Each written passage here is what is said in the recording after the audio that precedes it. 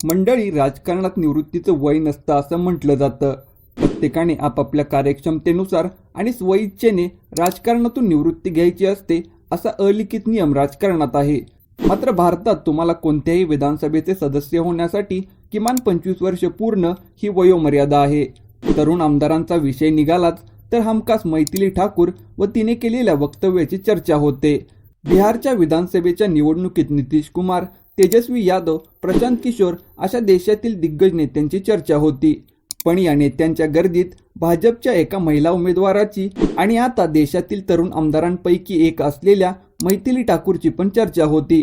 मात्र मैथिलीप्रमाणेच देशात अजून कोण तरुण आमदार आहेत ज्यांनी कमी वयात राजकारणात प्रवेश केला आहे व ते कोणत्या राज्यात व कोणत्या मतदारसंघाचे आमदार आहेत या संदर्भात जाणून घेऊया या व्हिडिओमधून. नमस्कार, मी AP आणि तुम्ही पाहताय मुद्द्याचं बोला. 10व्या नंबरवर नाव आहे करण देवतळे यांचं. देवतळे हे महाराष्ट्र विधानसभेचे सदस्य आहेत. 2024 मध्ये झालेल्या महाराष्ट्र विधानसभेच्या निवडणुकीत ते भाजपच्या तिकिटावर वरोरा विधानसभा मतदारसंघातून निवडून आले. 2024च्या विधानसभा निवडणुकीत करण यांचे वय 29 वर्ष होतं. करण देवतळे यांच्या मागे त्यांचे वडील संजय देवतळे यांचा राजकीय वारसा आहे.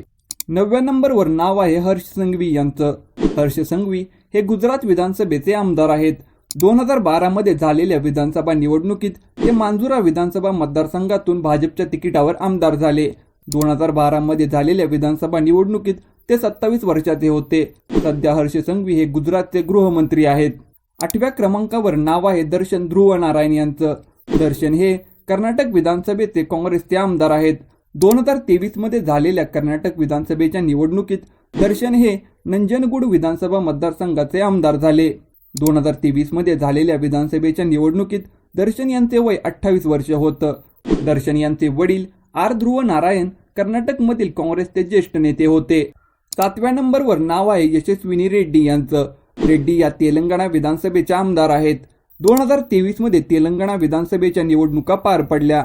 त्यात यशस्विनी रेड्डी या काँग्रेसच्या तिकिटावर पालाकुर्ती विधानसभा मतदारसंघाच्या आमदार झाल्या. निवडणुकीच्या वेळी रेड्डी यांचं वय हे 26 वर्ष होतं. 6व्या क्रमांकावर नाव आहे उपासना महापात्रा यांचं. उपासना महापात्रा या ओडिसा विधानसभेच्या आमदार आहेत. 2024 मध्ये ओडिसा येथे विधानसभेच्या निवडणुका पार पडल्या. या निवडणुकीत उपासना महापात्रा या भाजपच्या तिकिटावर ब्रह्मगिरी मतदारसंघाच्या आमदार झाल्या.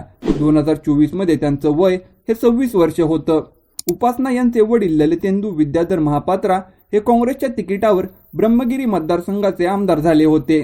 5व्या क्रमांकावर नाव आहे मायनमपल्ली रोहित यांचं. 2023 मध्ये तेलंगणा राज्यात विधानसभेच्या निवडणुका पार पडल्या. या निवडणुकीत रोहित हे काँग्रेसच्या तिकिटावर मेडक विधानसभा मतदारसंघाचे आमदार झाले. 2023 मध्ये झालेल्या विधानसभा निवडणुकीत त्यांचे वय हे 26 वर्ष होतं. रोहित यांच्या मागे त्यांचे वडील मायनमपल्ली हनुमंतराव यांचा राजकीय वारसा आहे. 4थ्या क्रमांकावर आहेत उत्कर्ष वर्मा. 2010 मध्ये झालेल्या पोटनिवडणुकीत लखीमपूर या उत्तर प्रदेशमध्ये असलेल्या विधानसभेचे ते समाजवादी पक्षाच्या तिकिटावर आमदार झाले. त्यावेळी त्यांचं वय हे 25 वर्ष होतं. उत्कर्ष वर्मा हे सध्या खासदार आहेत. 3ऱ्या क्रमांकावर नाव आहे प्रियकृष्णा यांचं. 2009 मध्ये प्रियकृष्णा हे कर्नाटकमधील गोविंदराजनगर येथून काँग्रेसच्या तिकिटावर आमदार झाले. 2009 मध्ये प्रियकृष्णा यांचे वय 25 वर्ष होतं. प्रियकृष्णा यांच्या मागे त्यांचे वडील प्रियकृष्णा यांची राजकीय पार्श्वभूमी आहे. 2ऱ्या नंबरवर नाव आहे रोहित पाटील यांचं.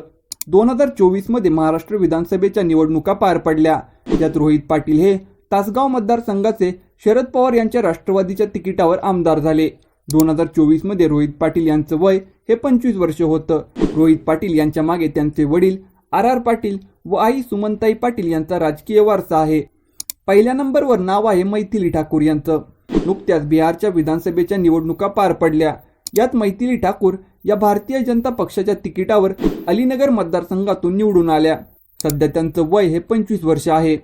तर हे होते देशातील असे नेते जे तरुण वयात आमदार झाले. हे नेते कमी वयात आमदार कसे झाले असतील या संदर्भात तुमचं मत काय आहे ते आम्हाला कमेंट बॉक्समध्ये नक्की कळवा. आणि व्हिडिओ जर आवडला असेल तर अशा नवीन व्हिडिओ पाहण्यासाठी मुद्द्याचं बोला या YouTube चॅनलला सबस्क्राईब करा.